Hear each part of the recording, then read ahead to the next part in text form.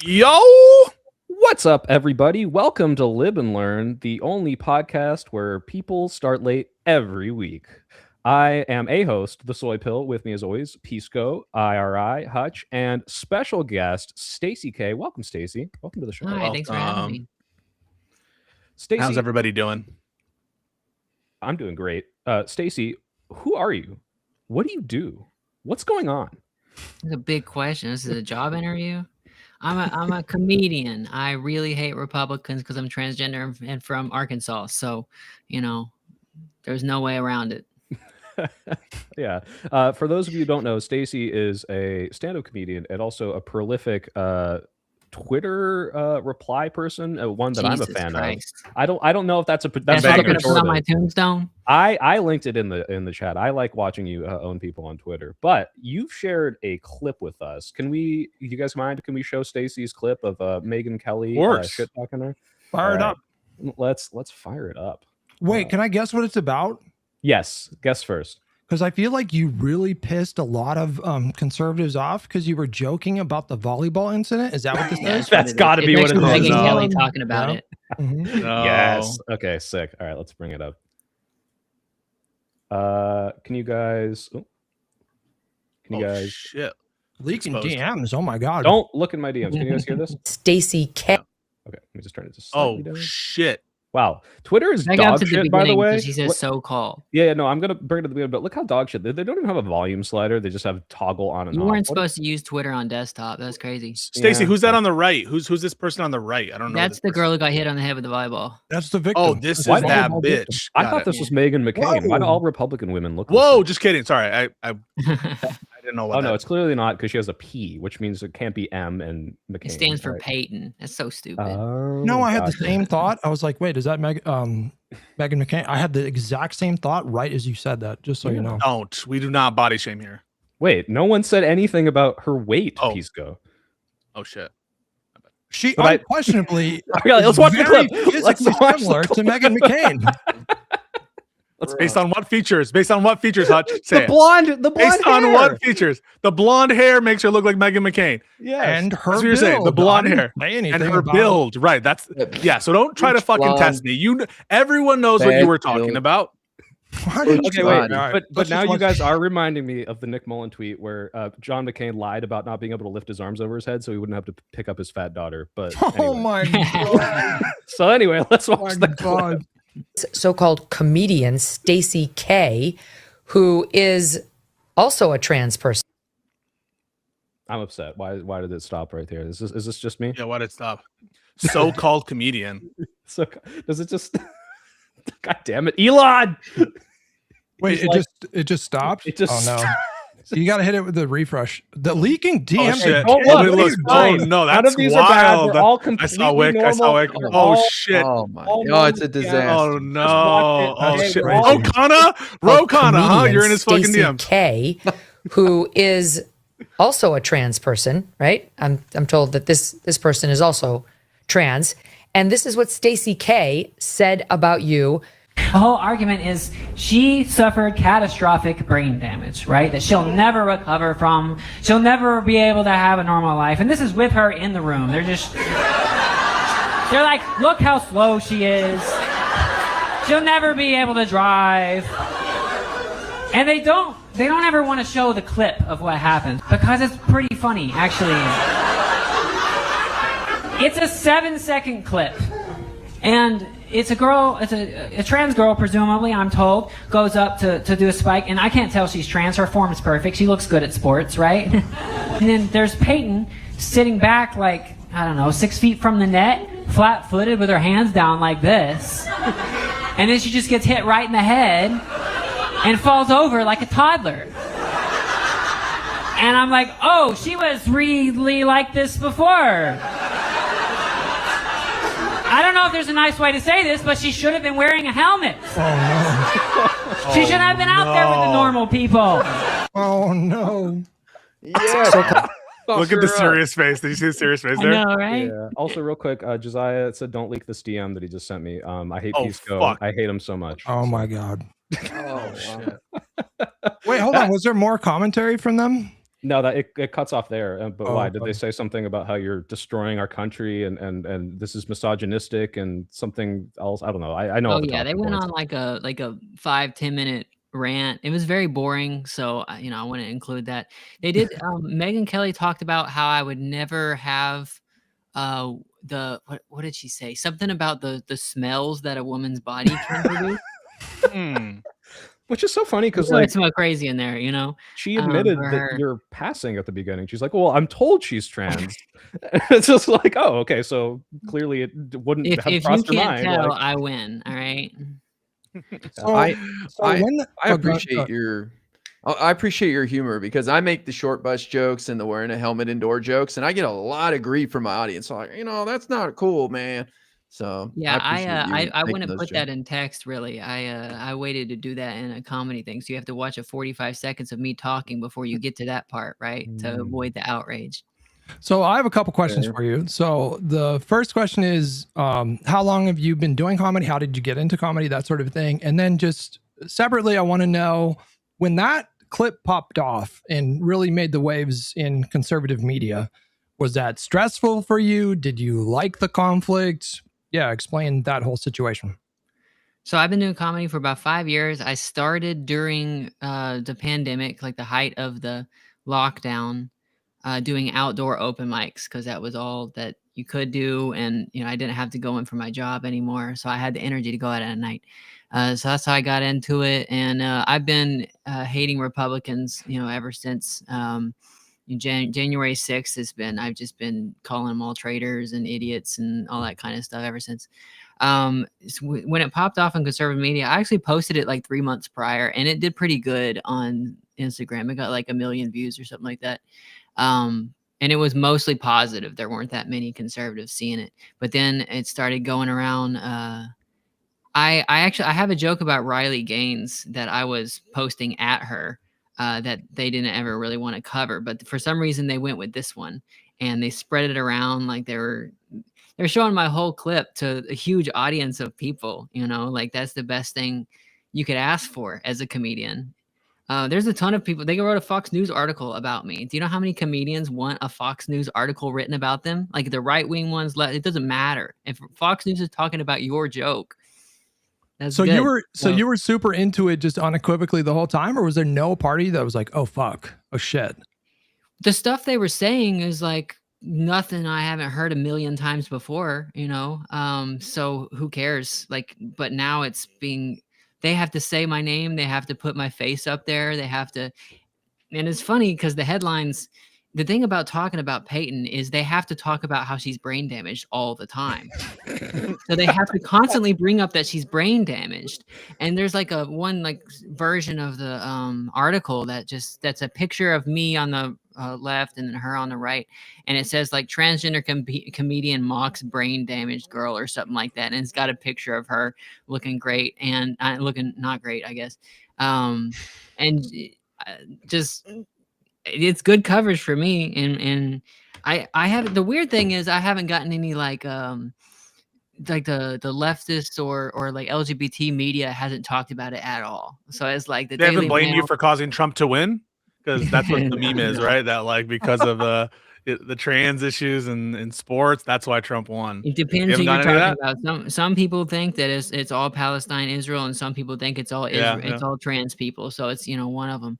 But You're kind of at an interesting it's like an interesting time to start doing comedy, because I feel like, am I just imagining things, or has the whole landscape shifted pretty dramatically in the last 5 years? We went to with woke, trans and then- people.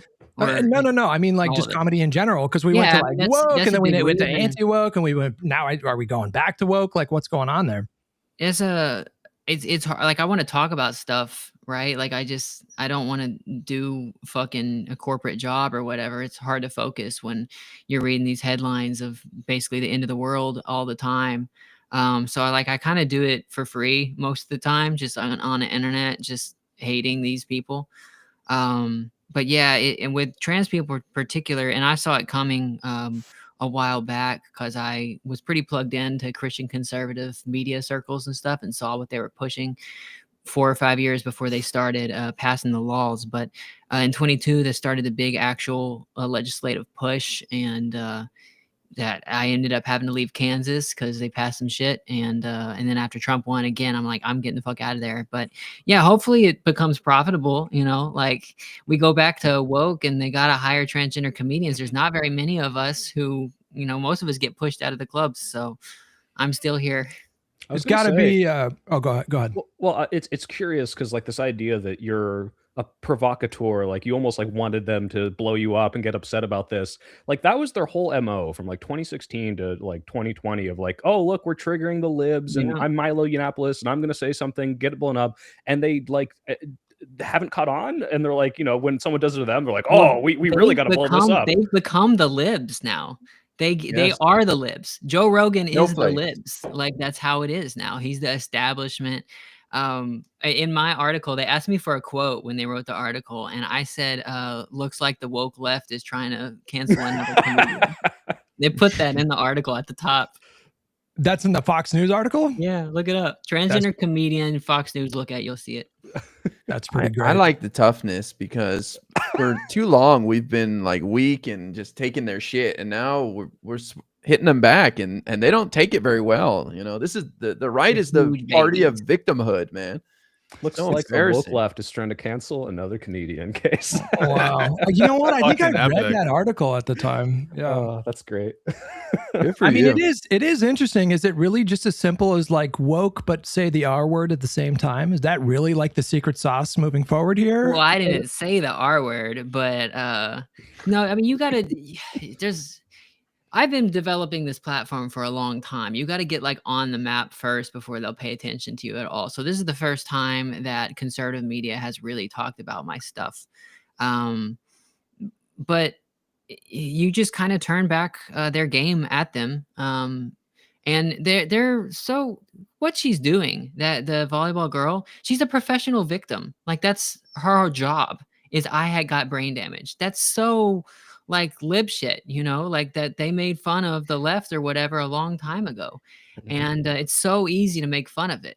All you have to do is just stop caring about the outrage and how they're going to get mad at you. It's very obvious the joke that there is, Yeah, that's actually like I'm not trying to plug, but like I'm making a whole video on these like professional victims, like the Riley Gaines, the Al Rittenhouse. I even say like Jordan Peterson, almost like all these people who like you would never have heard of if this thing didn't happen to them. And maybe it's valid what happened to them was bad, but regardless, now like their whole shtick is just and they make wasn't that awful? 6 figures at least 7 flying around the country to legislative sessions on like all these like private like these super PACs that are trying to get rid of trans people, and they just only because they got inconvenienced like back in the day.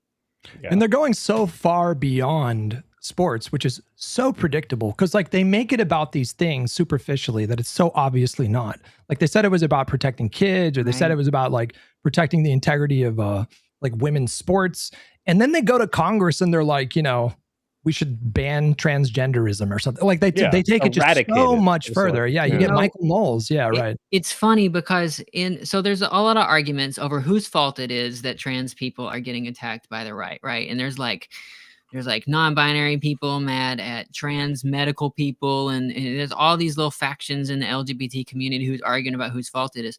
But the video that got the piece of evidence that got referenced, it didn't get like submitted formally because this is Missouri state legislature. There are no real rules except what the Republicans want. But the thing they referenced the most was that manufactured video of the drag queens in the daycare or whatever. Like that's a fake video that Lives at TikTok posted.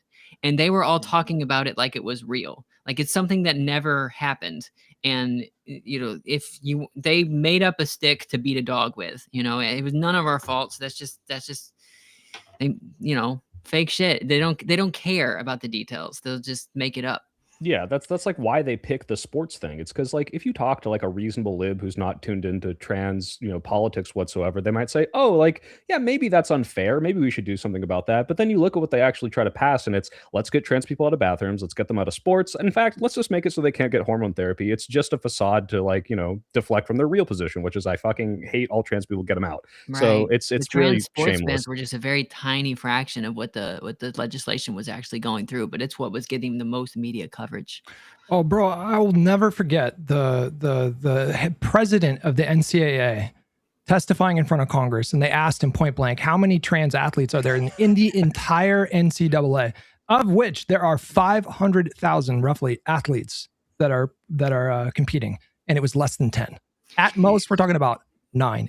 I did the math. Dude, trans people don't like sports. That's the funniest thing about all of this is they're trying to keep us out of sports. I'm a big sports fan, and I can't get somebody to watch a football game with me. Like I just watch football games by myself most of the time now because like my trans friends, they don't want to see any of that shit. They don't want to see basketball. They don't want to play any sports.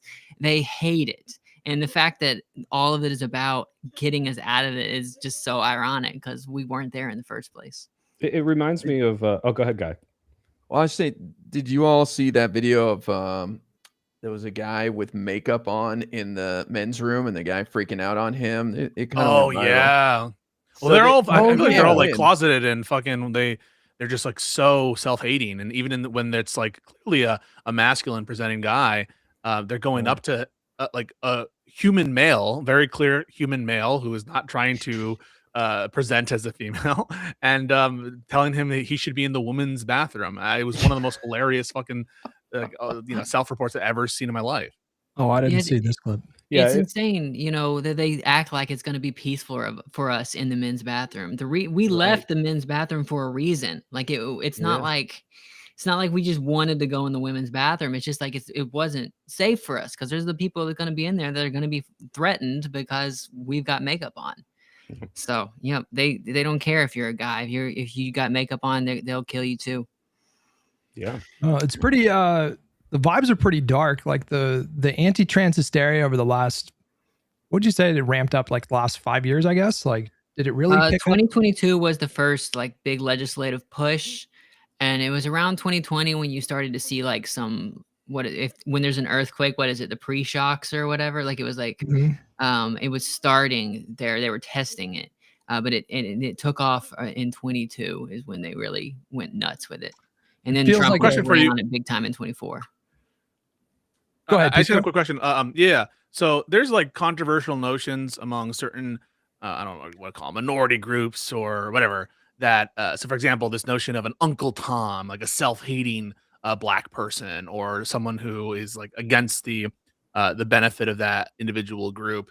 And I'm curious your take on some of these people who have staked out positions on the quote unquote trans issue, like Blair White, where a significant portion of their coverage appears to be like trying to, I don't know what to say, like fearmonger regarding the extent of trans participation in the rates of child molesters and that trans people go way too far. What is your view, and can you represent like your perspective and feelings regarding those kinds of trans people, the kind of pick me style trans people? And have you invented like a slur for them like Uncle Tom? Because like I need to start using it. Cross-dresser. Oh, no. Really? Yeah. Well, and you've got individual insults for all of them. So like I was calling Blair White Curious George and Randall from what is it? Recess, because that's what she looks like. Also Voldemort, because she had a bad nose job for a little bit. But yeah, these people, they Blair White, she lives in California. She moved to Texas for a little bit and then moved back to California. They're protected. Most of them, usually they're white, and they know rich white people. And there's a lot of rich white people who love trans girls who are very conservative in every other way. So they got to say stuff to get it, keep in good with those people. And, like Blair White, she got to go on Joe Rogan, which is massive. And, if I got on Joe Rogan, my career is made. That's what a lot of her stuff has come from. And she gets to talk about being the good one and telling him whatever he wants to hear. Right. So, yeah, but my slur for them is usually cross-dressers. So speaking of Joe, someone in my chat was asking like what your thoughts on the Texas Austin comedy scene and all these people like clamoring for anti-woke comedians and how we finally are in power again. Like what are your thoughts on the idea that like now they are the establishment like we kind of talked about and like they can't handle it when someone takes a crack at them? Like have you experienced any of these like Austin comedians? Are you familiar with any of them like in real life? Yeah, I mean, I'm pretty familiar with a lot of the people from there, and there's some good people in Austin, but if you were actually good, you would be in New York. Like that's how it is. Unless you get really big and then you go to LA to make movies and shit like that, and that's another thing. But it's New York or LA, and Austin. Joe Rogan's got his night. It's a nice club. He always gets crazy crowds and stuff like that, which is difficult outside of New York, so that's good. But if you're trying to get like moving up the comedy thing, there's people in New York you need to impress, because New York's the only place that's like dense enough, has like enough people and a long history of show business type things like that. So you're just not gonna, if you're an Austin comedian that's really talented, you're going to go to New York. So what a lot of these people in Austin are doing is they couldn't hack it in New York or LA. So they're in Austin and they're sucking up to Joe Rogan or Tony Hinchcliffe to get on their shows. And it helps to, because comedy clubs, they tend to be conservative white dudes who go to comedy clubs around the country. So it can work as your club comedian type thing. But there's going to be a lot of people who don't like you. And, Yeah, it sounds like they were unwilling to watch Louis C.K. jerk off, so they couldn't move to New York, Right. Yeah. Well, he's been out of the scene for a little bit, but you don't have to do that anymore. Well, comedy going back like thousands of years, like since its inception, has primarily been about challenging or mocking systems of power or people in positions of authority. And then you had this entire like cabal of comedians just did Madison Square Garden with Trump. Tony Hinchcliffe did. He's trying to act like he's like the most like fringe comedian possible, alt comp, whatever. He wants to be the edgelord. The goddamn president had him for a Madison Square Garden rally. And it's just really difficult to keep the edgelord stuff like facade whenever you're backed by the goddamn administration, Yeah. And now you have this relentless assault by South Park, every week, just ruthlessly, serving the kind of position that those comedians used to be expected to serve. But is South Park still? Because I stopped watching South Park after they didn't say anything about Charlie Kirk. I'm sorry. It's been nothing but just a relentless, like really brutal mocking of the administration. Every episode that I've seen, I don't know if they've. I saw that first episode and it was absolutely brutal. I just was expecting them to do something about Charlie Kirk, because they had Cartman being Charlie Kirk. Like that was like a few weeks before he was killed. Yeah, I think that Kirk actually changed his profile pic. Happened. That seems like cowardice to me. Yeah, I mean, if they're willing to like depict the Prophet Muhammad and risk Comedy Central taking them off the air, I think they should have tried something. But maybe they're scared because like the FCC is in control. Cowards now. Yeah, let's say it right here. Matt and Trey are cowards, and everyone who believes that on this podcast, don't raise your hand right now so that they can clip it, and so that we all agree with that legally. What are your sacred cows, Stacy? Do you have anything that you shy away from, or that you say is sacred cows? About that sacred cow, a cow that you can't barbecue, stuff that I don't talk about, line you won't cross, stuff that you don't like to joke about. Yeah. I guess I don't know. Suicide, AIDS stuff. I don't. I mean, like I guess I'll make jokes like, but it depends on the point of the joke. I guess are you just trying to bum people out, or are you trying to like get an actual laugh out of it? You just said AIDS and suicide, and some people chuckled, so maybe you don't have to try that hard. Sometimes the words in those certain contexts can be funny, but I'm not gonna make jokes about how AIDS was good. What's her name that used to fucking date Kimmel, the comedian? God, why can't I remember? Sarah Silverman? Is that her name? Sarah Silverman. Yeah. She did a comedy special where she said, "When life gives you AIDS, make lemonades." And I thought that. So she makes AIDS jokes. It depends on the point. It's like all the racist jokes of like, I know that there are people that can tell a good racist joke, but you see like people like clamor, oh, you think racism's off limits, but it's like, no, the right wing racist jokes are, haha, aren't this minority bad? And it's like, No, that's I not mean, listen, funny. there's a lot of good racist jokes, but they need to be clever. You got to have something with it. And if you start a joke that seems like it's going to be racist, and then it just is racist and ends racist, like that's not a joke. You just said something racist. But sometimes you can start a joke, make it seem like it's going to be racist, and then do a misdirection or go racist in a different direction or something like that. Now that's a joke. And what a lot of people want to do is not jokes. They just want to go up there and say that what they're bigoted against, like what kind of people they don't like, and get a laugh with people who agree with them. If you watch a lot of right-wing comedy, the punchline is almost always, I'm not supposed to say this, but, and it's like, you're not joking. You're just saying like, oh, they're going to, Media Matters is going to get me. They're going to cancel me for this one. It's like, that's not a joke. You're just... They know what Media Matters is? Well, yeah, because they like, I'm sure they refresh the page every day to see if they've made it onto the top for saying some awful thing today, I think that kind of like edginess for the sake of being edgy had a place, because it was kind of like, I don't know about you guys. Like when I think of like the peak era of that, I'm thinking like the early 2000s, like when South Park really kicked off and Chappelle Show, because we were rebounding off of like decades of really strictly enforced religious conservatism in the culture. And so there was kind of a point to say it just to kind of push the envelope. But we're like 20 years removed from that at this point, and it seems like some people just got stuck in that place. Chappelle kind of fell off for me, it really did happen too. with comedy in the early 2000s. A lot of older comedians talk about it, to where they were always just saying the things that you're not supposed to say.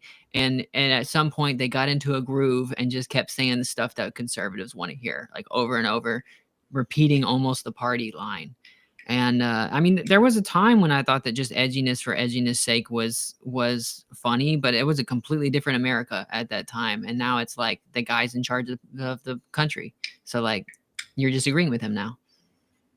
It feels like a lot of it's self-pitying too. Like I'm thinking back to the Chappelle. I don't know if you guys remember that. He did like a special where he brings up his trans friend who like committed suicide or something. My God. And it's like, on the one hand, there are definitely some funny jokes you can say about trans people or black people or whatever you want to say, for sure.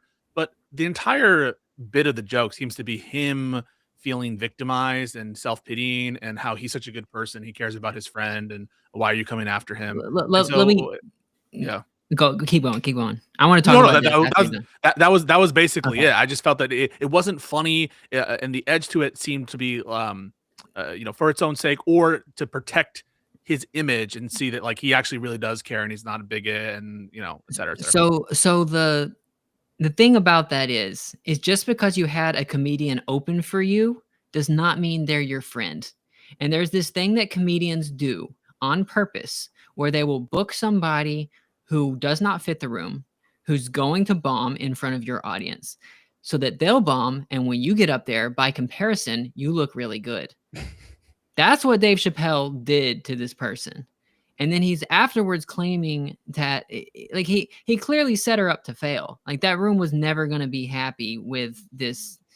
She's new. He talks about it in the special. She had only done like 7 shows before, and he's putting her up there in front of his massive audience and then basically making fun of her afterwards. That's a classic comedian thing. And also he blamed her suicide on trans people bullying her.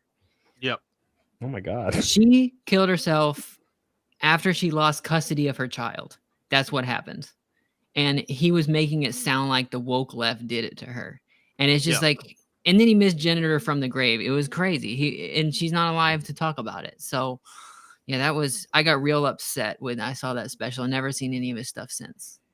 Yeah. I had some friends who were like Chappelle defenders, and I generally think Chappelle, especially back in the day, is like super fucking funny. But for me, it's like, this just isn't funny. And I can tell that he's like, he has an axe to grind with a community, the alphabet people, right? That's when he coined that. He does. that And phrase. also his release schedules are so fast. He's putting out a Netflix special like every year. You can't do an hour of comedy that's, jokes, laugh, that condensed. You're supposed to work on those for a while, and he just makes a fuck ton of money just going up there saying political opinions, and that's what he's doing. You can't really blame him because like that's so much money, but what he's doing now, it's not like regular comedy. And not unlike Dave Smith too, who, like, I've never seen Dave Smith do, like, maybe I should be seeking them out or whatever, but he just seems to be giving like mid takes on news shows or going on Piers Morgan. I'm like, Yeah, I've where never the seen fuck his is the stand comedy? up. I see him on the Skanks thing all the time, and that is a comedy show. It's not all about politics, but yeah, Dave talks about politics all the time now, which that's also just Twitter. Like that's kind of, you have to talk about True. politics now, or you won't get any engagement. So Who is then the best mix of politics and comedy, in your opinion, that actually does both well? Other than yourself, if that was what you're going to say. I like Shane Gillis. I think that he does a good he'll talk, like do some social commentary kind of, but it'll be like the premise really for the joke and not him just telling you his opinions. Like he did a SNL a little bit ago, and he talked about Ken Burns' Civil War documentary. I don't know if you guys have seen this, but he did a Ken Burns Civil War documentary joke on SNL, and it crushed. But it was talking about racial stuff. But it was like because it's the Civil War. But he's like educated and kind of like knows kind of how if you'll see him going like Rogan or like doing other podcasts, he knows kind of what's going on. And he's kind of a lib, but also he's not lame. He seems like he's got like conservative family, and he doesn't like hate them or want to disown them. But yeah, he kind of has a little bit of a lib side to him. I remember like my first introduction to him was him getting canceled because of his like previous jokes when he had people might have forgot, but like he originally got a job at SNL, and they announced that he was going to be joining the cast, and then people found some old jokes where he was making like Asian jokes or something like that, playing into stereotypes, and he got mobbed and definitely got canceled. That's a word that gets thrown around a little too loosely, I think, but he definitely literally got canceled. And so that was my first impression of him. And so like, I kind of assumed the worst at first. And then the more I saw from him, the more I was like, man, this guy is just so effortlessly funny. It's unreal. Like in that same SNL appearance that he did recently, did you see this sketch where he was talking about a couple of beers? Yeah. Like it was like, bro, that is the funniest fucking sketch I've ever seen in my life. But his show Tires is really good on Netflix. It's season 1 was a little smaller budget or whatever, but season 2 is kind of a bigger deal, and it was a great show. Yeah, one of the best Trump impressions in the industry too, I would say. Yeah, he's good at that. He does it okay. The people, I like the one from Spitting Image. Have you guys seen the British show where they do like the puppets and they like just parody every fucking political figure? I think that they do a really good Trump impression. You know who does a really bad Trump impression? Josiah from Pondering. Really you know who does the best Trump impersonation is Jamie fucking Foxx. If you've ever heard him do Trump, he does a good one, yeah. It is insane how good he does Trump impression. We get into politics? I was going to say, yeah, Stacy, earlier, this was the transition I was going to make, but we were making so many good tangents. You said trans people don't like sports. And a good segue there is trans people also don't like serving in the military, despite all the bans. But a lot of us have because there's limited jobs for us, and the military would take almost anybody up until now. And then they were like, no. Yeah. So are you happy that you missed out on the Venezuelan Bush war that we're starting now? When they need bodies, they won't care anymore. But right now, it's all about keeping us off of benefits. But whenever the draft comes, they'll waive that rule for sure.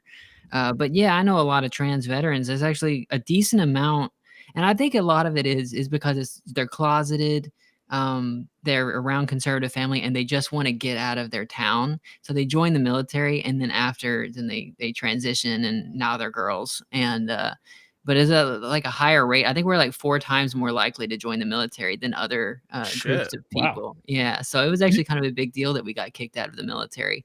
Sorry, go ahead. I'm sorry. I was going to ask, do you come from a conservative family? Very community? Conservative. Arkansas, Hutch. That was a big they weren't they werenn't like the it was a Clinton types family that say slurs and things like that. They were just very Christian, and you didn't want to talk about trans people or whatever. So yeah, they completely disowned me, and now it's like I'm on my own. But it's pretty common with trans people. So yeah.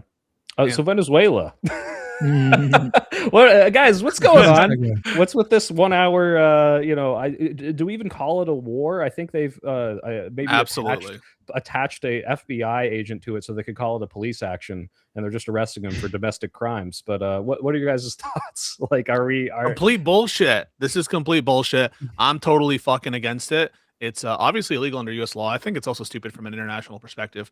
But yeah, the whole pretense is laughable. Even the administration can't keep a straight face in its rationales. On the one hand, this is a law enforcement action, and the military stuff was just adjacent to the law enforcement action. That's all we're doing it. We're just doing it because we want to get rid of like drug conspiracies after we pardon a bunch of drug conspirators and people who like possess machine guns. And no one really believes that. Trump kind of gives the game away when he says this is just to extract oil. We're just doing regime change to own and extract oil and shit. But it's a testament to how malleable the MAGA mind is, how totally occult they are, that they see no contradiction, at least most of them don't, in the no new wars slogans that Trump bandied about for the initial part of his campaign, and the current state of the Trump administration, which is basically, yeah, we got rid of Maduro. We might get rid of the government even further, and we might go after Cuba, we might go after Greenland, and we might go after Colombia, and you better watch out. in It's Panama and complete Mexico? garbage. And Obviously, and I go for it. I was going to say, obviously, the funniest angle of this whole thing is the fact that Trump reportedly rejected, who is this Machado person who to assume leadership of the government there, even though she would be more suitable to American and interest and the Trump administration's interests. He reportedly didn't want her because she accepted a Nobel Peace Prize and didn't instead reject it and insist that Trump get it. He is willing to potentially What is it with install awards? We need to stop all awards. I am calling for a complete moratorium on awards. Like people give so much attention to awards and prizes and the FIFA fucking World Peace Award and the Nobel Peace Award. Like, just stop with this shit. And now Trump himself is like, there's some reports that he was mad that Maduro was dancing, that he wouldn't give it to Machado He's because like the pettiest she got guy the in the award. world. It's crazy. So petty.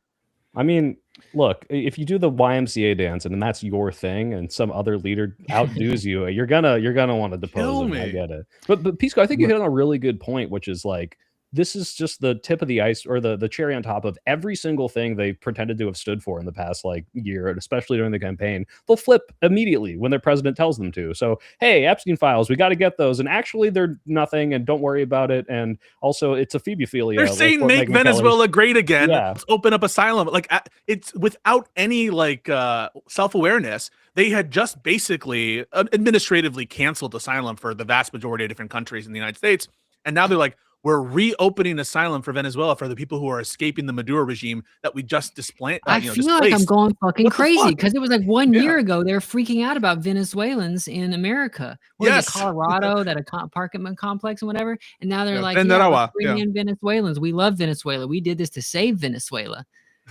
Guy, you're gonna say something? Well, Trump also didn't renew temporary protected status for hundreds of thousands of Venezuelans, so they're screwed. I just think the let's make Venezuela great again angle is weird. Like, why are we creating jobs in Venezuela to get their oil industry started when we could do that here in America? So it seems kind of backwards. Here's what I think. Why would these companies? Yeah, like why would these companies want to invest billions of dollars in this volatile region that they could lose I don't think everything? They do, man. Doesn't make sense. My view of this is that this is a play both to shore up the relative economic position of the Gulf states, who are oil lords, and to be sort of improve the standard of certain American capitalists, but also to be a kind of bulwark against China. China gets a lot of oil from Venezuela. And so I think that it's not so much that they're wanting the oil to extract it to lower prices for Americans. That's not what the administration wants. I think what they want is to own the oil streams and to have some sort of stake in it. And in so doing, I think from a geopolitical perspective, curb China a little bit, but also enrich these Gulf states in which Trump is in bed with and has so many conflicted interests with. Did any of you guys have the reaction that I did? Because when I watched this thing play out, I was horrified. I think this is horrible foreign policy. I think it will probably backfire spectacularly at some point. But there was another part of me that was like in awe of our military infrastructure. Like the fact that I guess we can just do that. We can just go into I swear to God, it was an inside job. Someone on the inside was Maduro himself may have given himself up, you know? Well, yeah, I mean, if you look at some of the statements that have come from Maduro, he seems to have been previously a little servile. Like he wanted to please Trump and kind of cooperate. So, like, it's not crazy You to see the think that pictures where he's like maybe, this? He's like, yeah, like he doesn't seem like He's doing this a wasn't a perp Bin walk, Laden. walking in telling everybody Happy New Year. The guy is completely unbothered. It's Yeah, like he I don't. expected it all from 3 months ago. Yeah, this was not a Bin Laden raid where like they had to like shoot his guards on the way up, or maybe he had some fall guys. But it seems like overall this wasn't. Yeah, well, 100 people like died, right? Aren't we like reporting that there's 80 been, like, deaths so far, casualties at least. Yeah. some shit like I that? read it was a lot of Cubans too who are providing protection for him. Yeah, God the Cuban damn. military is like protecting him because they were worried about him going out. Let's get it They out get of a the lot way, of their guys. oil from him. They're dependent on him. Wait, can we get out of the way, Hutch? So Nobody wants to say we anything think about that. no, I want to talk about it. I do want to talk about it, but like, I think the Democratic response has been okay and good for a lot of people. I don't like what Jeffries is doing and Schumer's doing, but I'll leave it there. I just think that they need to be a little bit stronger. I know it's going to trigger perhaps some people, but I think that they need to condemn it like full throatedly. Guy's been more your foil than me these days. I'm going to sit back and watch the fireworks. Go ahead, Guy, get after him. No, I don't know. I'm not impressed with some of the statements. I think they're just like, look, this guy's a murderous dictator and he's got to go. And they're trying to focus on that instead of, appearing that they're defending Maduro in any way at all. So that's kind of my take on it. I don't know. What was your problem with what they said, Pisco? I think that they didn't condemn it. They basically saying so some did. I like Kamala Harris's statement. I like Ruben Gallego's statement. I like some of these people condemning it. But the people who are just like acting like the EU did, where I can understand the EU's constraints and Ukraine's constraints, where they're kind of like being non-committal about stuff. But when our Democratic leaders are basically like, well, we're very concerned, highly concerned. You guys are supposed to be the opposition, all right? I would like you to oppose the leadership. And that's all I'm saying. I think the Democrats, by and large, are doing a decent job, but I would prefer some more strong statements from our leadership. Did It's you just, see to Schumer's me, piece? it's not like that big of a deal. I saw Hakeem Jeffries. Schumer came out and he says, if Republicans don't step up, they've got a lot of shame coming their way, or just like the most like feckless, like, dude, we're so far past that point, dude. Come on. Yeah, especially because there's indications that he's gonna keep going, right? So if it were like an isolated event, like whatever, right? This is the same kind of fucking non-committal bullshit Democrats leadership, specifically, not all Democrats, have been doing on a bunch of different issues. But the guy's talking about going to Greenland, going to Cuba. I think that the time to start taking principled stances is now. Like, it doesn't seem like they're going to be satiated by just overthrowing this one country. And so I think that we need to really like prepare ourselves for the kind of expansionist vision that he has. I think they're going to overstep here. Like, this went really well, like Hutch said, and our military is very impressive. But we're one Black Hawk going down away from this becoming a disaster for Trump and dragging down his whole admin. Yeah. I mean, that was my point, was like, this just kind of reminds me, there's a much more extreme example, I suppose, but it kind of reminds me of the reaction to the Iranian strikes. Pisco, you had a different view, but I predict that the public approval for this action is probably going to creep up a little bit. Like, I think it's going to end at like +4 plurality of Americans supporting what happened, because even after all the like Iraq war, sort of that kind of collective trauma towards the country, and a sort of like wariness or skepticism of American military might in the wake of all that, I think there is a jingoistic kind of like undertone to America still to this day. And I think for a lot of people, they see what happened and they don't even really know the specifics. They don't really understand the dynamics, but they just like seeing that kind of American might. And it seems like kind of a predictable shift. So like, I think it's horrifying, but at the same time, like it's a little blackpilling at the same time, because I don't think there's going to be like a fever pitch of Americans that take to the streets and oppose this. But to Guy's point, if all of a sudden service members died, like a dozen service members died at the airport in Afghanistan, that was something that dogged Biden's presidency for the rest of his term. So if Trump tries to do this again in Chile or in Cuba or whatever, and all of a sudden service members are dying, or he's talking about American boots on the ground, I guess, to potentially like secure the oil fields in Venezuela, and like, God forbid something happened there, then I think it will blow up in his face. But for right now, optically, I think it's probably inching towards like a mild W for him. Yeah, and Soy and Pisco, you guys are a little younger than Hutch and I here. Stacy, I won't claim your age. I'll put you on the lower side. I remember in Iraq, everybody was celebrating when we went in there and the statues were coming down, and it was within months that IEDs were popping off. And Yeah. so I think this is a sort of that euphoric moment, you know, where it's like you don't want to be the guy being like, yeah, but this is gonna work out horribly in the end. Just watch. Yeah, no, a guy, exactly. I mean, you can go back and watch like the Bernie Sanders in the Senate being like, "Oh, I don't think we should do this," and everyone's like, "Shut up," you know, like you hate America because this was like post Right. 9/11. But do you think we haven't had the Venezuelan 9/11 to make everyone hate them, right? So maybe Right. I don't know. A Yeah. +4. I feel like sure the MAGA cult's going to go along with whatever he tells them to, but enough people are, I think, bought into the like, wait a minute, Iraq fucking sucked. I don't want to put American troops on the ground again. And the only reason this plays well right now, if this is isolated, is that we were in and out, and that's it. And if we stop, okay, same with Iran. But if we do some crazy like, hey, let's occupy it, hey, let's like build American bases and take control of the oil fields, I think this is absolutely, yeah, like you said, gonna tank his approval. I don't, none of this makes sense because they're doing a regime change and it's just the vice president, just take over. Like, imagine if we just got rid of Trump tomorrow and JD Vance is there. Like, would Americans would just be like, this is the same thing. Like, how does this change anything? Well, they're under the threat of mercurial, president and Donald Trump, unpredictable, unstable. And so I think it's a different dynamic. I think their calculation That's is supposed to make us like them and make them like us. Like what? No. I'm That's saying scary. that I think the Trump administration, I feel like pretty clearly thinks that they can manipulate them to just serve their interests, is what I would assume. Right, which puts to bed the notion that this is really about a wellspring of democracy and having humanitarian goals, which is how some centrist-y, Republican hockey types, the neocons, are trying to sell it, which is that this is all for the benefit of the people. And how can They you cut be USAID? upset? Yeah, I know you don't have to tell me. Like, yeah, this is totally not in keeping with the values that ostensibly we were supposed to be in support of, which was America first, America only, this kind of shit. And Well, now it really does seem like, oh, we'll do anything for the benefit of the people abroad. Well, this feels a lot different from the build up to the Iraq War and the initial stage of the Iraq War. For them, it was like aggressive messaging on WMD and spreading democracy. Mhm. This feels a little bit different. I think everybody understands at this point very clearly that this is about controlling their oil reserves. That's what Trump just came out and said, essentially, like, we want to control the oil. We never should have never should have let them nationalize their oil. So like, I don't know. Like, I don't see a lot of aggressive. I feel like maybe the establishment types like Rubio, he might get up there and put out some kind of false pretense, but Trump himself is undercutting that as soon as he opens his mouth, because he has no fucking filter and he just says what's on his mind. Like, he's just said straight up, like, yeah, we want to control the oil. That's And, how we They know contradict aliens each other don't so exist. many times, Rubio and Trump. yeah, And it's like, yeah, is that yeah. on purpose?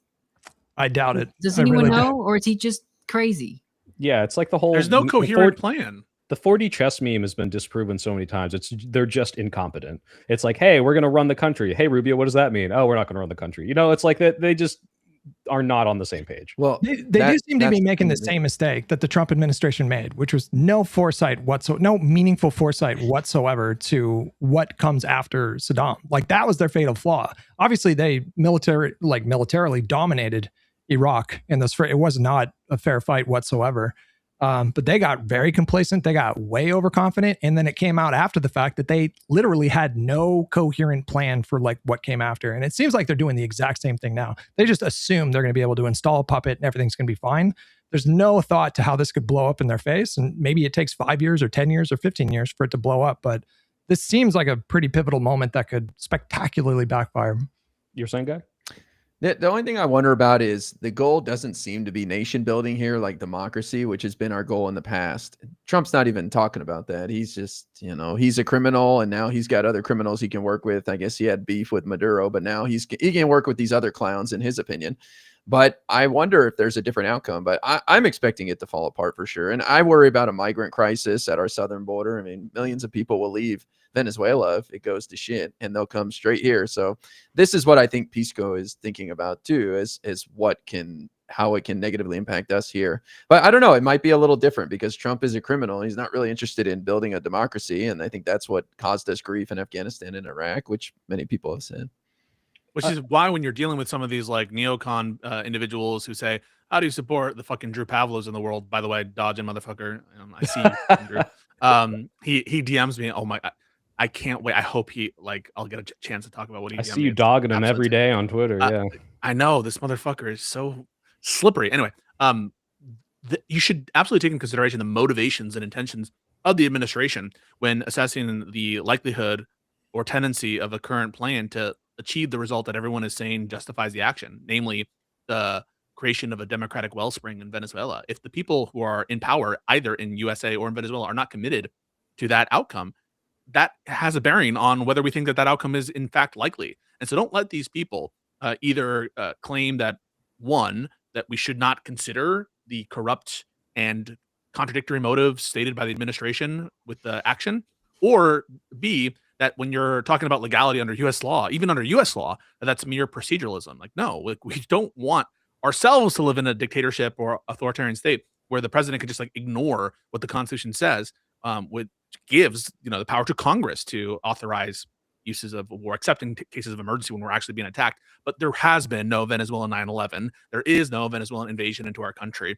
And so, yeah, you should just like completely dismantle, if you're a liberal debater in these spheres, anyone who's trying to argue from their perspective of humanitarianism, because it's not actually what's motivating the people, and it's not what's going to probably happen.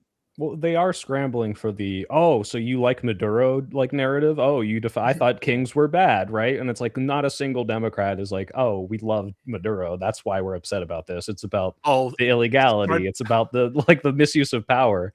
So it's almost as obnoxious as the lefties. I'm sorry, I'm going to take a huge shot at lefties. There was don't do that. The other day. No, all of us will get really yeah. mad at you. I know, right? All my new socialist friends, but like, some guy came on my stream and was like, you shouldn't condemn Maduro. You shouldn't say Maduro is bad if asked. And it's like the same shit of people like, don't condemn Hamas, don't condemn Saddam, don't condemn, like, dude, on the one hand, yeah, absolutely. You should paint your narrative. You should like be strong and shit. But we shouldn't be actually defending Maduro or refusing, if you're on Piers Morgan or some shit, to condemn Maduro, because the motherfucker sucks. And I'm glad that no Democrats are like out there defending him. Can we do a quick little exercise just to break a liberal stereotype? I'm going to share a blank map here. Can you all see this? Nope.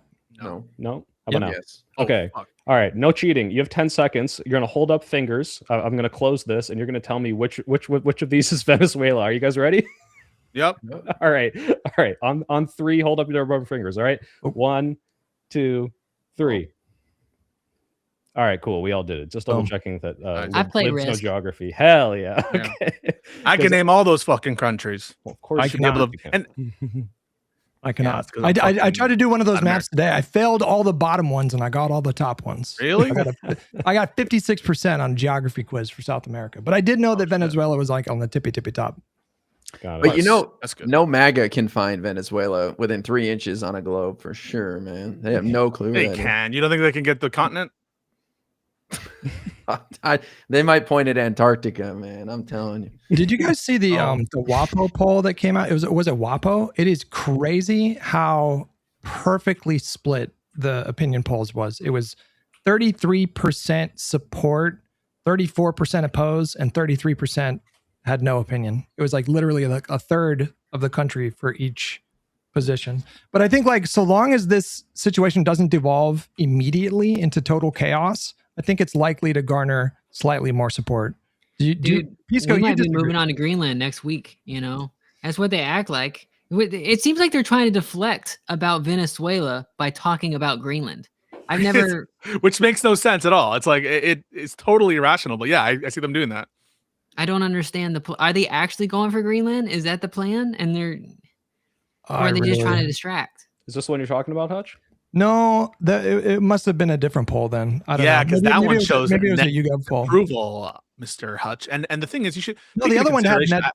No. I have not seen a poll that showed a slight support. All the polls that I've seen have been like 2 to 7 points net opposed to what happened. I want to make a point that was made by Robert Barnes. I don't know if you guys remember. He's some fucking MAGA guy, lawyer guy, who's on Twitter, and he's often in these conversations. But I think it's a decent point when you look at the intervention in with respect to Noriega, when the Bush administration, Bush 1, went and apprehended him. the approval for that action was like beyond words. It was like 80% approval across the country or some shit. And so the fact that you're starting on much different ground, where no one can say it's overwhelmingly positive. If you look at pre-action polls, most people didn't agree with it. But the notion that this is going to turn into one of those situations, it really does show that the electorate and the American people have significantly soured on these kinds of regime change actions from 40, 30 years ago. Well, only 20 years ago. I mean, like I was saying, remember the ladies and gentlemen, we got them, like the Osama bin Laden raid. Everyone was like, that was a bipartisan. Everyone's happy about that. Like we got those guys, right? There was a decent amount of opposition to the war in Iraq. It wasn't like 80, 90%. I mean, but getting Saddam, that was like, oh yeah, like America wins. Like we're getting Osama was America wins, right? Like those were considered wins. Like I feel like in a bipartisan way. No. Well, yeah, I mean, Saddam Hussein was a butcher. He was a murderous, awful, horrible human being who committed many atrocities. So, like, that's a little bit different. But I'm just saying, like, and what if Maduro wins? What if Maduro wins? Every lawyer worth their salt is going to be clamoring to represent Maduro. What are they going to do? Gotta throw him back like gun charges. But what would they do? Would they put him on a plane and like would they ship him to Gitmo? Would they send him back to Venezuela? Like, if they lose their criminal charges, like. He doesn't have authorization to be in the United States. So I don't know. They deport him. They send him to CCOT. I feel like there's a joke in there somewhere about like the potential for them fighting to keep an illegal immigrant in the country instead of what they're doing. A lot of people make that already. Okay, never mind. I'm not that clever. But like, here's the deal, right? We are now in an American justice system. You better believe that in the SDNY, they have some 90-year-old judge or some shit. Some grumpy old judge who's going to be presiding over the affairs probably. And yeah, you better hope that they cross their T's and dot their I's. But look at what the administration has done in previous prosecutions. They fucked over the sandwich thrower or the prosecution of the sandwich thrower. They lost that case. They fucked up James Comey indictment. They fucked up Letitia James indictment. This is not an impressive DOJ. And so it's not beyond the realm of possibility that some court somewhere will say, sorry, either this action. Lost Kilmar Abrego Garcia too. Yes. So like, let's just be real about that. There is a distinct possibility that this guy walks on the criminal charges and like, holy fuck, what happens after that if Maduro is just free in the United States? Like, has anyone thought about that? He's just like walking down the street with like windbreakers, throwing up peace signs, doing fucking selfies with everybody. We'll invite him on Live and Learn. He's gonna start like a cameo, and like make fucking thousands of dollars every day saying happy birthday to Bill. What's up, James from Ohio? I think Trump might be dead by then. So by the time the trial's over? Maybe it could take 2 years. And he's not looking so hot. High fives are making his hands bleed. So yeah, you're right. He's becoming incredibly frail. Right. Oh, did you see that story, Stacey? It was like, oh, I'm taking way more aspirin than my doctors are telling me to. He just admitted that. Yeah, I'm not listening to my doctors. He said, I want taking way too much medication. It's your blood. I don't want that. It says 400 milligrams on there. I'm taking 600. But it doesn't work out because it's boring. He keeps taking like cognitive exams. Like, why does a person need this many cognitive exams? Like, feels like every week he's bragging about his latest cognitive exam. Like, oh, maybe something's wrong with this dude. Maybe he's insane and going loco and is going to turn into like a human vegetable soon. Pisco, he is passing the cognitive exams because he can tell what animals. Right. They have a donkey, the camel. A lot of people don't know the rhino, but I do. Yeah, he fucking knows the rhinos. We talked about this before, I think, on the podcast, but like him physically diminishing, I think, is going to cause like mass psychic trauma because he's built his whole image around this kind of insane fake machismo shit for the last several years. He's all about projecting strength and masculinity and that sort of a thing. And he also cannot physically cannot resist being in front of cameras. And so I don't think they're going to have an easy time, like kind of ushering him off to the side. Like, I think like we are going to witness like the full decline because he's never going to stop going in front of cameras. My guy was falling asleep at the press conference. They can't get him like Biden. Even Biden was like, taking keys away from your grandpa who shouldn't drive. But Trump is much more steadfast than that. There's no way he steps down if he can still walk. No. Hey, they have to spray tan him all the time to make him look normal. Do you think that when he dies, they're going to spray tan him in the coffin? 100%. They're gonna do the Charlie Kirk treatment. That was a little bit. Wait a second. Can we make fun of Erica Kirk? Chill. I have a whole 10-minute segment of my new video making fun of Erica Kirk. So of course. Oh, really? Yeah. All right. I'm gonna have to take a look at the video. Those memes have been fucking phenomenal. The Erica Kirk memes with the fireworks displays. I think it's too risky. I mean, they did it Democrats to might themselves. overreach, Hutch. They might overreach and lose the election. By doing that. Okay. Relax. Okay. Hey, My favorite new one is stage 6 of grief is throwing out hats into a crowd. oh, those memes, those are so fucking good.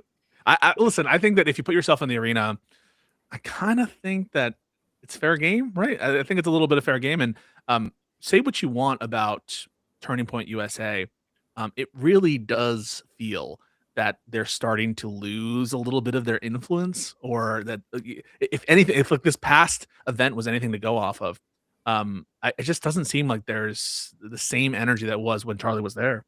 They're gaining like followers, like subscribers and all that kind of stuff. But as far as like normal people, no. And Charlie was always kind of like a guy off to the side. You only saw his little debate clips with some college people. They never saw like extended speeches from Charlie Kirk. Sure. But when you put them out there, especially if it's Erica talking, the average person is going to see that and be like, that is a psycho. I don't want that person anywhere. Did you see the Nicki Minaj shit? Yeah, I did. Yeah. Yes. They like saying nonsense at each other, taking turns like word salading, and then like that assassin JD Vance, and it's just like 10 seconds of silence as they're both like looking at each other like this. No, it was so cringe. Her cringing made that clip so much funnier because like Nicki Minaj, So like, good. Why did she say that? What did she mean? She fully froze for like 10 seconds and just the cringe got more and more intense. That was gold. I couldn't handle it. Yeah. Well, did you see that Erica Kirk? Sorry, wait, guy, you've been interrupted like twice. Go ahead. I read that Charlie was involved in the planning of this event, so this is like the last hurrah, because I don't think this goes after this, and nobody wants anything to do with her or this movement. Yeah, I think it's over. Well, self-contradicting, right? They're all about like, hey, women, shut up, get in the kitchen, obey your husband. Also, here's the new CEO. Everyone listen to her. Like, and it's but go ahead. Y'all know about that they're opening chapters in schools, right? Yeah. Turning Point chapters. Oh, are they? Yeah, and they're trying to make a little Hitler Youth. So that's what we got to watch out for. Is like this isn't like normal educated. This is like kids that they're trying to induct into the Hitler Youth program, and it's going to be well funded. They're going to have nice little uniforms. They're going to have good snacks and all this kind of stuff. When you're at school, where do you hang out? You hang out where cool stuff is, So they're going to make it fun, I'm sure. And you're going to have all these little soldiers for the Turning Point movement. The Republican and the blue states probably are going to like get rid of most of it, but the Republican states, which is like there's 27 Republican governors, they're going to go along with it, and they already signed bills that are like putting Hitlers. PragerU in public education, right? Like this like insane Oklahoma. amount of PragerU's running Oklahoma now. What is it, the 50th in education or 49th? I don't know. Maybe this will bring them down to the 51st. Puerto Rico will get included. Was it Oklahoma? They thought that they had made significant gains. No, that's Mississippi. Was it Mississippi? Reading? There was a thing came out where they were like, oh my God, Mississippi's like ranked number 2 in the country, and it was a data error. It was like a data entry error, and it was just completely wrong. And the person who made the data error was from Mississippi. Please let that be I don't know. Wait, which was Oklahoma the one where the superintendent accidentally put porn on the screen and then had to resign? Do you guys remember this? He was doing some kind of like a PowerPoint presentation with like the school board. He's or something. fired now. And porn ended up on the screen. He had to quit. That's fucking hysterical. Ryan Waiters, I think is his name.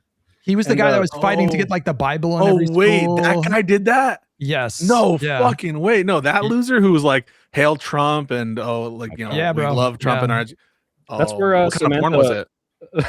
It's got a was it transformed? I know Alex Jones is interested. I think it was just like a naked woman. I think it was like softcore porn. But just imagine being in a PTA meeting or a school board meeting with a bunch of conservatives, and then there's a fucking naked woman on the screen. It's amazing. You just got to do what Nick Fuentes does. It was Israel. It was Israel who hacked into my fucking stream and put this on there. Well, what's it called? That's Oklahoma's where you guys, I don't know if we talked about it, the Samantha Fulnecki story where she wrote that awful essay and got a bad grade, and Yeah. They tried to pretend like she's like the professional victim, and now she's getting the speaking events and the TPUSA tour, and probably I think the governor gave her like a participation trophy. Like it's so brazenly like The grading rubric was a bit ambiguous, though. Let's be honest with that. Did she deserve a 0 out of 10 Have you read the essay or out of Pisco? 100? I've read a little bit of it. It was It's She really didn't answer the bad. question. Yeah. She didn't reach the word requirement. It's I know, but terrible. And she admitted to the doing it like grading 30 rubric- minutes before. Like She admitted to not even reading the thing that she was supposed to be responding to in the interview Yeah, that but she had with Megyn don't you have Kelly. to look at the grading rubric? The rules, guys. Got to be Oh my fucking God, smart about the Pisco. rules. Pisco about was like, the rules. maybe she deserved a It's not 20 out of procedural, sir. 100. She deserved well, 15 out of. Well, going back to like the TPUSA thing, it does not appear to be working because all the gains that Republicans made with young voters that emerged in the last election have totally evaporated because the recent polling suggests that Gen Z and Gen Alpha are overwhelmingly anti-Republican Party right now. But this is concerning. I mean, like, what's that going to look like in 10 years if we have these little Hitler Youth chapters in every school across the country? But yeah, the trend so far is not holding. Well, You think they're going to be trans positive? Trans I think young They'll people like trans people overwhelmingly more are. than old people do. That's Yeah. that's for sure. You can't like them any less than old people do. True. But Larry Ellison owns TikTok now, and Elon owns Twitter. Wait, And Larry Ellison owns TikTok? yeah, Well, with the new deal, thing, whatever it is. he hasn't taken control yet, but the new deal is he gets to own most of TikTok. Oh, they're going to think- acquire it in a deal, right? Yeah. Yeah. Okay, got it. So And CBS too, right? Doesn't he own CBS now as well? yeah.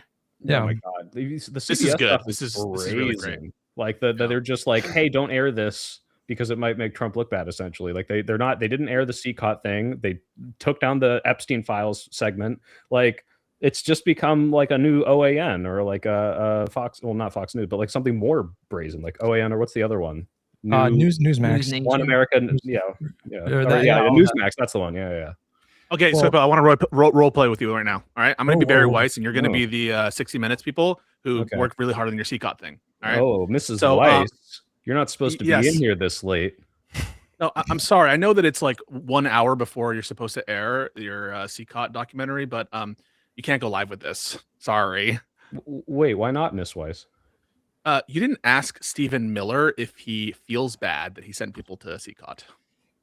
And I think Oh. we need to get that in order to be like, totally fair about everything. You just got to go to Stephen Miller, go to the border czar and ask if they, they regret sending people Okay, to CCOT. but once we ask that, then we can air it, right? No. Like They came that. out with They still not aired State of CBS. Well, I don't think they have. they aired it briefly in, I think, Canada. So it leaked on Yeah. There was a internet. leak in Canada. Yeah. But yeah, that whole situation is crazy. They Right. came out with a statement where they were like, for too long, this network relied on the opinions of like experts and academics, and now we endeavor to listen to you, the viewer. And it's like, Jesus, this is literally like idiocracy in action here. Like, probably a good thing to have experts come on and talk about things that they specialize in, but whatever. They said that they're going to cover news like you see it. Right? Yeah. And it's like, Right. how do they know how I see it? And why is your logo an eyeball? This is creepy. Also, the median view, the median like American reads at what, like a 6th grade level or a 5th grade level. I mean, that's just not a good idea to craft your news that in that way. Do those people watch news? You know what? They don't watch this, but you know what? 60 Minutes was a highly rated show. I don't think that they had to fuck with it. The only, I think, reason that this kind of shit is happening, and it also relates to some of the other weird shit happening, like with CNN and pressuring them to censor stories and to be like nice to Trump and all this shit, is because so many of these organizations have some regulatory concern, either with like an upcoming merger or potentially with like their broadcast licensing, with respect to like Kimmel and that shit. And yeah, it seems like a lot of different groups, including, by the way, other countries, anywhere where Trump has leverage, they're just bending the knee. I'm glad, by the way, that we have some law firms that are willing to stand up to what Trump is doing with the law firms and shit, because oftentimes when they go into court, they win, but so few people are willing to actually fight tooth and nail against the illegal shit that Trump is doing. I don't know. It feels like chicken shit. To say nothing of, for example, Amazon and Bezos and shit. And like, it seems that the Washington Post has just become, I don't know if I want to call it MAGA news, but much more sympathetic. I think they came out in support. The editorial board or whatever editorial group came out in support of the Venezuela strike. Well, that started back when they refused to make an endorsement back before the election, and they made a big stink about it. Instead of just saying nothing, they were like, "We don't endorse Kamala Harris." So, and we should never have endorsed anyone. Should we talk about should we talk about Walz a little bit? Yeah, exactly. Yeah. Speaking of chicken shit, what the fuck? Does anybody support this? Bullshit. This is some bitch assness right here. Give us the whole Bitch spiel, guy. You assness. seem angry about it. Well, I mean, why is he leaving? It just affirms everything the right has been bullshitting about for the last week. You know, there's no fraud uncovered. He's the one who's been clamping down on it since 2021 with Biden. And yet now it just makes everybody think that he did something wrong. And I don't know how he can just bail right now in the middle of it. No story's going to last in the news for more than like 2 weeks. This would be ancient history in a month. What the hell is he doing? I don't agree. I don't agree with that. I think this story did catch a lot of like, I don't know. It got promoted a lot. Like I mean, anecdotally, I started seeing just like daily comments in my replies talking about this story in posts that had nothing to do with Tim Walz. And so that just like was an indicator for me that this story had like extreme salience with like conservative voters.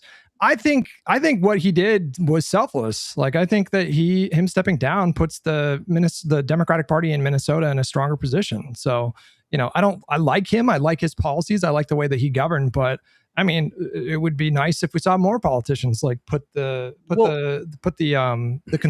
consideration of like the constituency and their party above their own personal ambitions. Hutch, I understand that. Like, if you listen to what he says when he did this, he's like, "I think I can do more work, not running for governor and continuing to support the people." I think this is completely fine, but to do it the week after, like Guy says, like right when it like makes you look the most guilty and affirms all of their conspiracies, or maybe he did do something, and then it's like, okay, well, now what's even worse? Like the timing wise, he could have waited a few months and said, actually, I'm not going to run for governor again. But the timing is awful. I think this. Well, the clock is ticking, guys. So I mean, we're rapidly barreling towards November, and so like, you know, think back to Biden. What was the biggest criticism of Biden? That he didn't drop out sooner, and so he didn't really give Kamala a lot of time. So yeah. Even if he waited just 2 more weeks, something else would be at top of mind for people, and they would shrug at him dropping out like, oh well, big deal. So yeah, the timing is it made Nick Shirley look like the new 60 Minutes. Like now, yeah, Nick like Shirley's he uncovered the story of the century. Yeah, if you watch the video, he took down Tim Walz with his bullshit expose.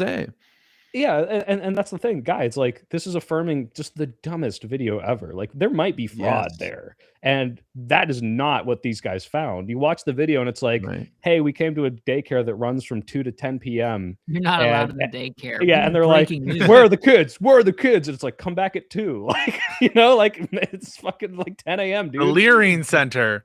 Like, can I just like this is an excerpt from Walz's statement. He says, all across the state, Minnesotans are hard at work on this problem, the fraud. Advocates, administrators, investigators are on the front line defending the integrity of our state's programs, and I want to thank them for their effort. ... But the political gamesmanship we're seeing from Republicans is only making that fight harder to win. We got Republicans here in the legislature playing hide and seek with whistleblowers. We got conspiracy theory right-wing YouTubers breaking into daycare centers and demanding access to our children. We got the president of the United States demoralizing our Somali neighbors and wrongly confiscating child care funding that Minnesotans rely on. It is disgusting and it is dangerous. End quote. And so I'm just going to capitulate and just basically give them the ultimate dunk and basically say that, you know, it's all okay. Well, it makes me think that there's like something else going on. Like, just consider the fact that this guy, you know, he was a governor, so a well-known person, but he was thrust into the national spotlight. That was a really high pressure situation. Maybe just coming off the heels of that was like really tough for him to recover from. And maybe his family is like suffering from all this stuff. Also, like maybe he's getting calls from Minnesota lawmakers that are getting just hammered on the phone lines. And so I don't know. Obviously I think there was a lot of pressure on him. And he made the decision that he thought was the right move. And so I don't know, like you call it weakness, but I think like the Democratic Party in Minnesota are probably going to be fine. They're probably going to be like their standing is probably going to be a little bit better going into the next. I want you to criticize one Democrat. Criticize one Democrat. Criticize one Democrat. Let's right now. Fuck. Ro Khanna. I think he's. Fuck you, dude. She fucking really for what? For Epstein stuff?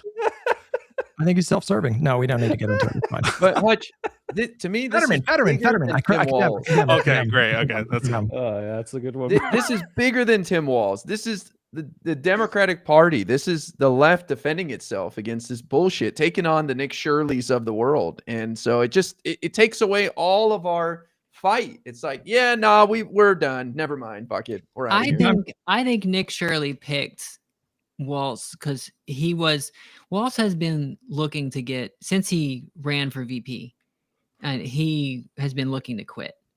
And apparently, I actually know some people in Minnesota politics. He got all depressed after the election, and he just like kind of wasn't doing his job. Like it just the party, the governorship leadership was just kind of like falling apart. So I think he had planned at the beginning of the year for like the last 6 months, basically, he'd been thinking of quitting, and the timing of Nick Shirley's video coming out just makes it seem like Nick Shirley did it.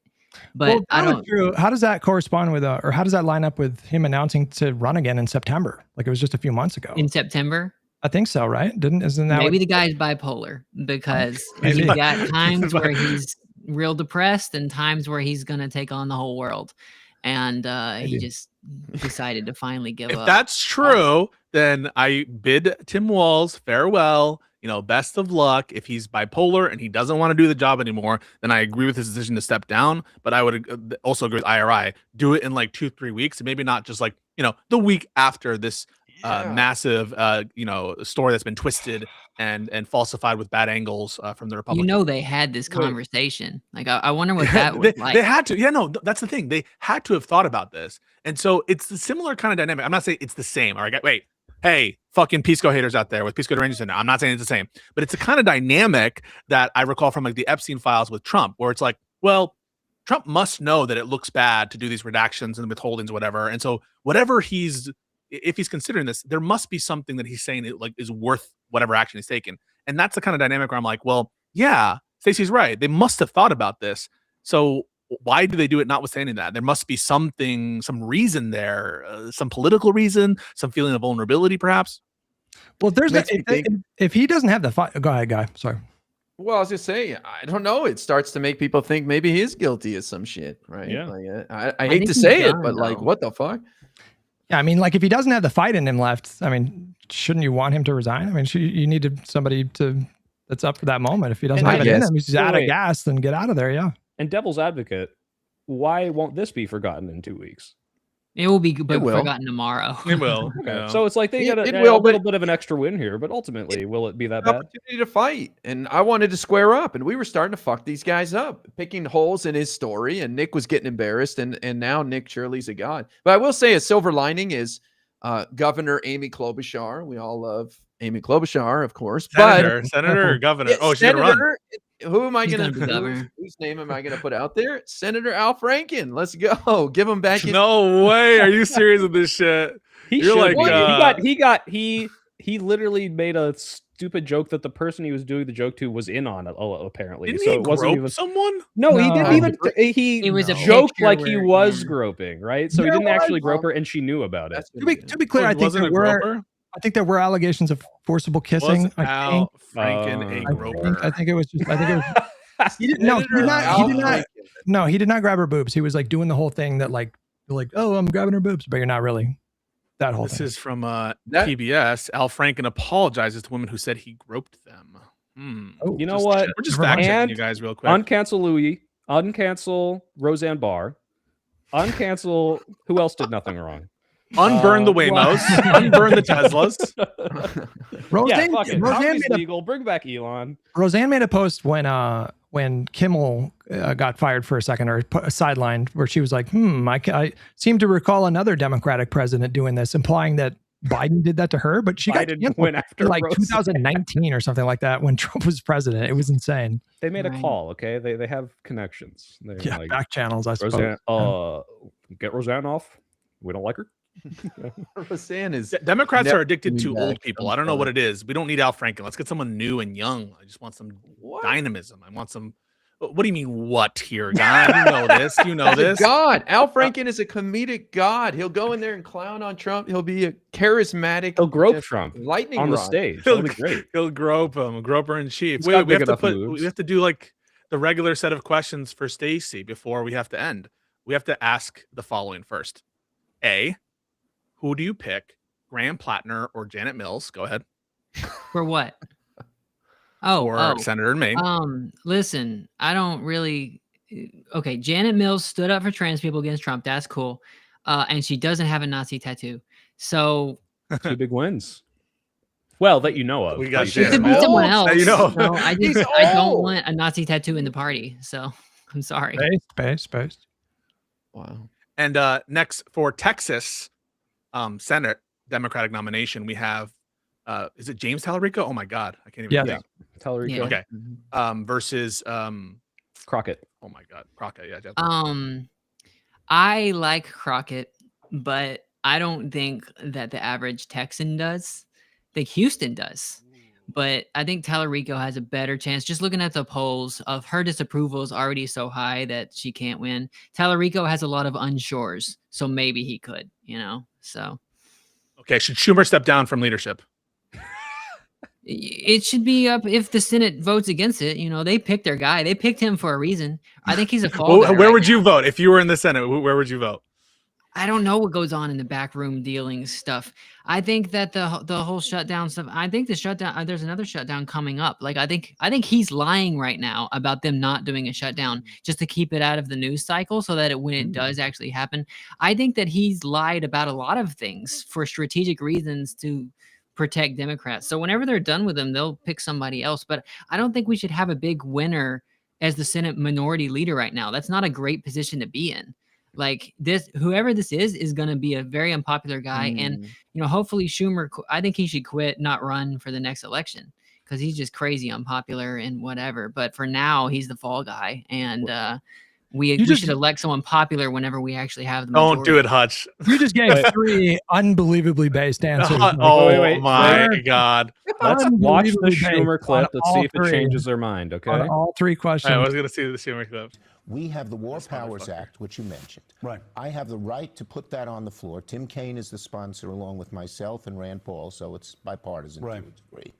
And the Republicans must, if there was ever a time they must step up to the plate, this is the time. And they're going to, if they don't, they're going to feel the heat from their constituents. You talked about the American people. Come on, God. This is Oh. so Get him, Chuck.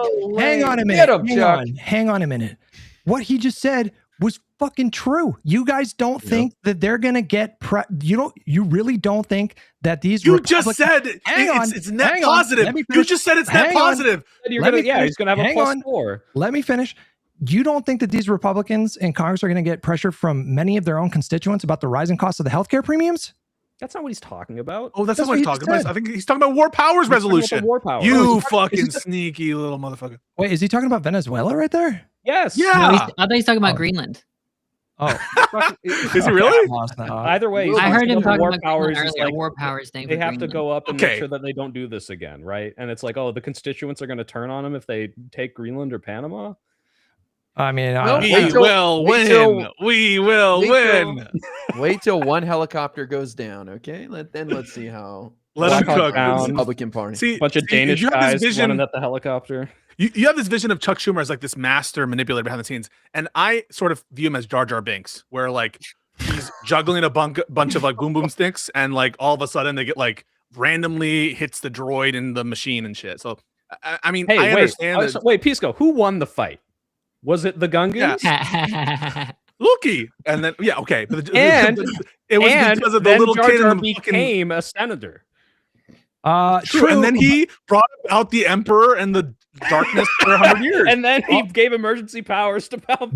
But wait, Yes, hold on, hang on. exactly. There's also a fan theory that Jar Jar Binks was a secret Sith Lord the whole time, which That's I also think, amazing for Schumer. That's awesome. Yeah, he's so That's what I'm Schumer's saying. secretly evil. Yeah, I think like the Senate leader position is going to be a job that like there's nobody that I think could fulfill what you want from the Senate leader. Literally, I don't think anybody could do what you want them to do, Pisco. I agree. Like that, they are in a no, like what Stacy just said. they are in a no-win situation right now. Like Schumer right now is like a sacrificial lamb for the party. I support him resigning. Your position is so this is really where Hutch is at. No one could do a better job than Schumer is doing right now. Hang on. I didn't say that. He's optimal. This is what peak masculinity looks like. Hang on. I did not say that. But you want like someone who's going to perfectly whip all the votes every time he needs and also go viral. And I said I want perfect. I want perfection. And also go viral on social media every week. That's like your. Do you guys remember when I said I want a perfect Senate Majority Leader? I remember when I said that. But you know what? Honestly, that's a tough job. Want to be a fall guy.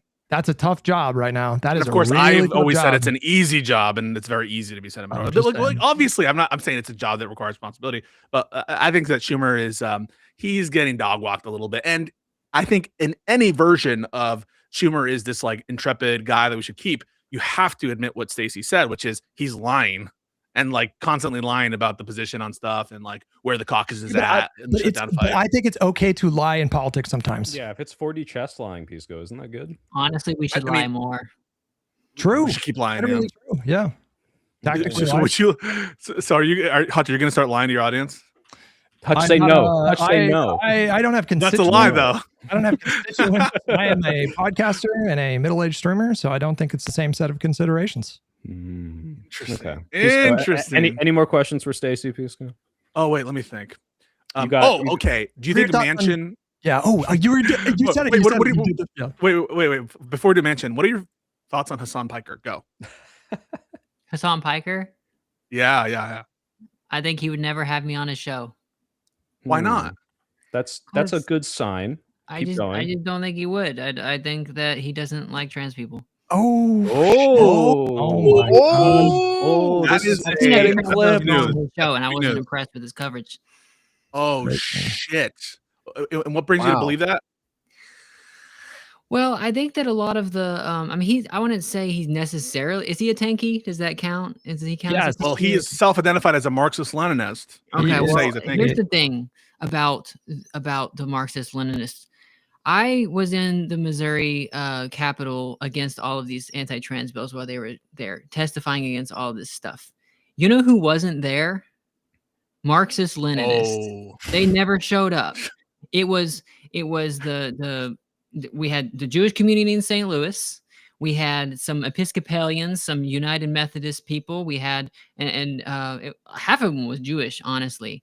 And we were there against it. And it was just like the lib wine moms were there and the people with trans kids. And then all of the Democratic people there were giving us like the best defense we could. But I don't think that a lot of the way people talk about geopolitics, the way Hassan talks about China or stuff like that, you can't have those opinions if you care about trans people at all. Like we're an afterthought. Interesting take. Revolution or any of that kind of stuff. You talk about single payer healthcare. You're not really thinking about trans people because like you sit that in a federalized thing. Look at what Republicans are doing to us already. They're struggling because we've got legal stuff to fight against it. And like, look what the UK is doing to trans, but we're completely cut off from health insurance in the UK, like permanently. And you mean that treatments to help with gender dysphoria and related treatments, they're not covered by trans single health payer in the NHS in Britain now. And I think a lot of the far leftist stuff position just forgets, and they want us to be little foot soldiers for their revolution or whatever, when we just want to have healthcare over the next few years, you know?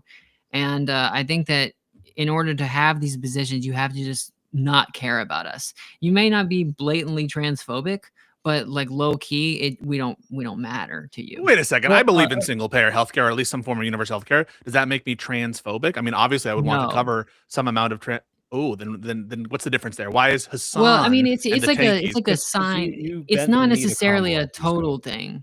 It's just like what you got to think about. We live in a country where Republicans win half the time. What happens when Republicans win? They cut government funding, right? And they cut government funding on a politicized basis on who they don't like. And the more power you give to the federal government until you solve the problem of Republicans winning elections half the time, what are you going to do? Oh, And that's I'm an not interesting saying critique. So single payer can't work, Medicare for all can't work. I'm not saying that. I'm just saying we have to have a solution for what happens when Republicans do win and are in charge of it.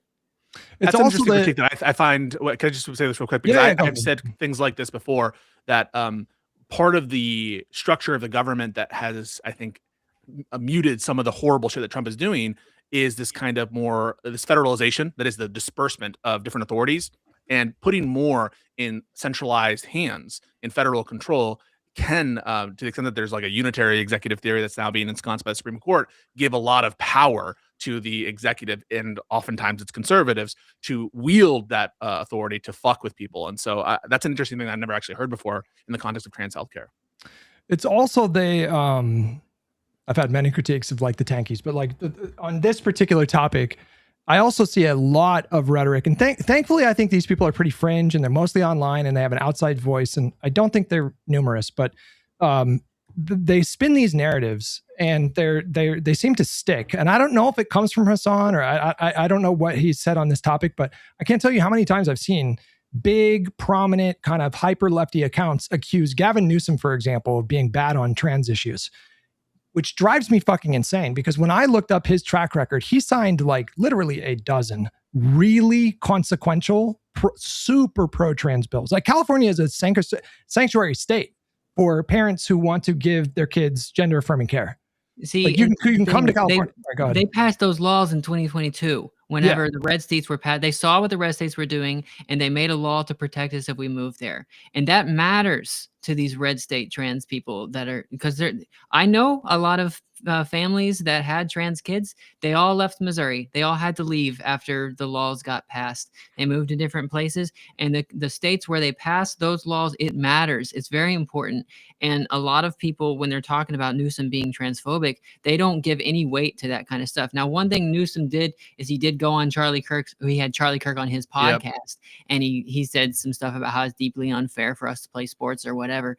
But that pissed me off, and I was mad about it. But that's a podcast. But what did he do in his policy? Trump said he was going to cut California federal funding if they don't kick all trans people out of sports. And Gavin Newsom's administration told him to go fuck himself, and that trans kids were going to keep playing sports. So in practicality, he's been great for trans people. Well, last question. Oh, go ahead. Sorry, go ahead.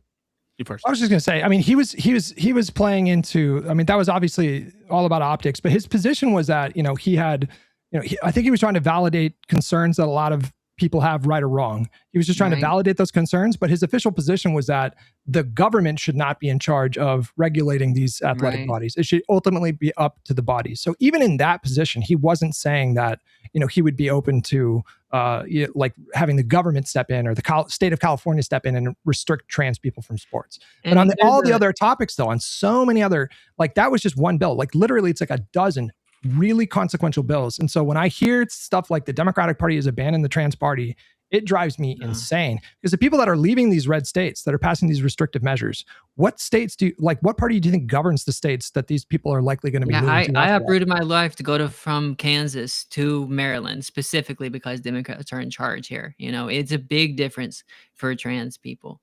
So, that's good to hear. But I have a last question, and then I'll hand over to Bill in this series of questions. What do you admire most about the new mayor of New York City, Mamdani? The fact that he's a communist, or the fact that he's a Muslim?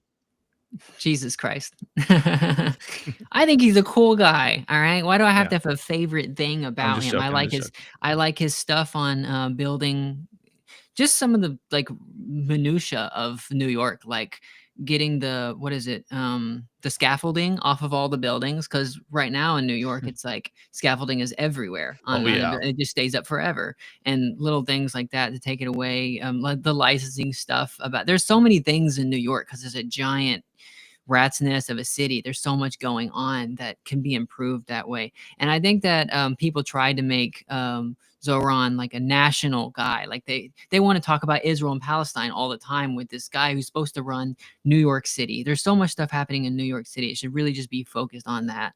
And I think that his video, his campaign stuff is amazing, and Democrats everywhere should copy it. Well, his mom is a film director, and so obviously that had a huge influence on him, because have you seen his rap stuff? Yeah. Yeah, I have. Grab Where, you. They're where he good. shouts out terrorists. I'm just kidding. Yeah. No, I've seen it. That's my mayor. Holy fuck. No, yeah. Pisco, when yeah. he said abundance in his when in his inaugural speech, I got a little. Yeah. Did you quiver with rage? What did it upset you? I quivered with anticipation. Yeah, Okay. I really appreciated the abundance pilled shit there. But listen, to be honest with him, I think that he's going to do. I hope he does a great job. I think he hasn't set expectations low. He set them very, very high. And yeah, that's why I endorsed him, and that's why I voted for him. And let's see what happens. I do think that the scaffolding shit, facade repair in New York takes like years. My apartment, like they've been doing the facade repairing for like a year. I haven't been able to use my balconies, which I know that's a kind of like first world issue, but like what the fuck, get rid of it. It's like simple. I also don't want to see people. Fix, Yeah, they could really fix it so that people with balconies can more enjoy the city. I think they keep the scaffolding because it's cheaper to just have scaffolding out there than actually fix the facade, right? Yeah. Yeah. We don't want people to get killed by like chunks of concrete falling down, I guess. Yeah. It's little stuff too, man. Like you got me to think about things I never would have thought about as someone who doesn't live in New York City, but like the process of getting like a permit to sell to sell food or whatever. Like he laid it out. I'd never heard about. People are like, it costs like $20,000 to purchase this permit. And so people buy the permit and then like sublet the permit, basically. Like other people, vendors pay these people so they can use that permit. It's insane. And so that one policy of like bringing that permit cost down to like, what was it, like $50 or $200 or something like that, is like that could make a huge difference and actually they're like scalping it. It's like the Pokemon card scalpers. Yeah, it's insane. These fuckers trying to corner the market. Those guys make bank. I've heard some of them make six figures. The guys that their licenses, you mean, or the vendors? No, the people selling hot dogs making like six figures because like at a museum or something. Oh yeah, every hot dog's like $30. So out of touch, Pisco. That was your Hillary Clinton moment. How much can a banana cost, Michael? $20. Banana, Michael. Well, should we call it there, guys? Or yeah. So Stacy, I have your Twitter link in the description, but where can people find you? What's coming up? Anything to plug? Shows, tours, Rage Bait, Fox News clips you're about to put out. What's going on? I guess follow me on Instagram and YouTube. That's my favorite ones. I post a lot on Twitter, but I'm not a fan. And I'm gonna be doing, I don't know how many of you guys are in California, but I'm supposed to be doing something like January 30th is a progressive Yimby thing. I'm supposed to be associated with that, perform. It's a new thing putting together, but you might see me there. Say what? What city? LA.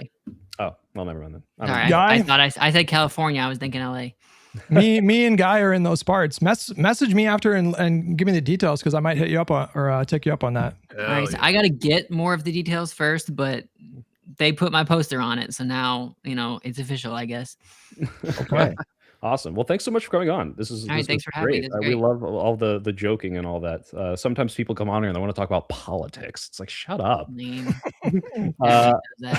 it just Stacy K on your socials, by the way? Like on Instagram, is it just Stacy K? Exactly how your name is there? No space, but yeah. Okay, yeah. And YouTube is the only weird one. It's Stacy K's with an S at the end, and that was because some jackass took Stacy K before.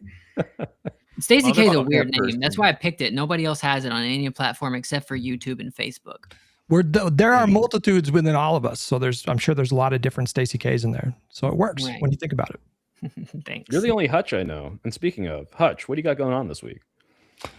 Fucking bunch of bullshit. No, I don't know. Just normal stuff. I've been working gaming into this stuff, so into the stream. So I do back to gaming. Yeah, I'm fucking hopelessly addicted to Arc Raiders. So I'm doing politics for like 4 to 6 hours, and then I'll do like Arc Raiders for the final push. But yeah, Sunday through Friday, 8:30 a.m. Pacific, 11:30 a.m. Eastern is when I start.